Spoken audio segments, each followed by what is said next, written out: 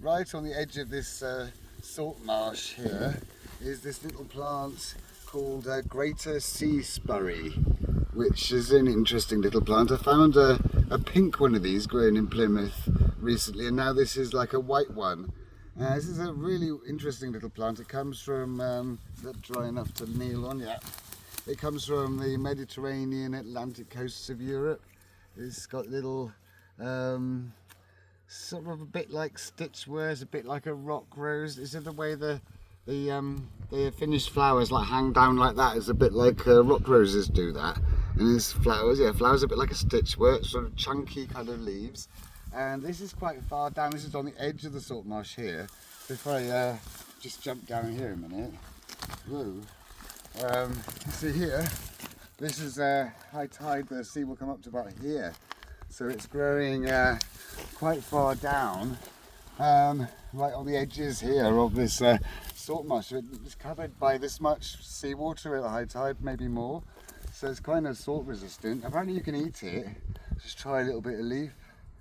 Well, very succulent, very salty. Interesting flavour, it's not too bad. And it's hanging on just these little cliff edges here, looking really vigorous and happy, spreading into big clumps. And then there's some more here. If you just come around here a minute, you can see that bit all hanging over the edge like that. So it's a very vigorous, very tough little plant.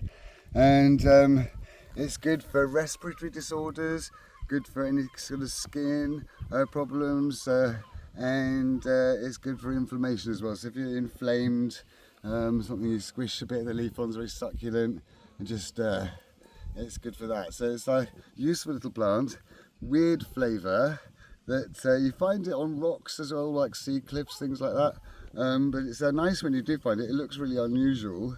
But now I've noticed it once, I keep finding it again and again. It is a very small little plant, and it's one you might not notice when you're walking past, but it is very, very bright and colourful, and quite often you get them as pink flowers, so pink or white so far.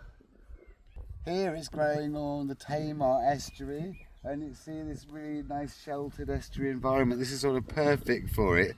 But of course you do get it on more rough sea cliffs as well, but it seems to like these sheltered waters more and grows into these nice little big clumps of it here like this.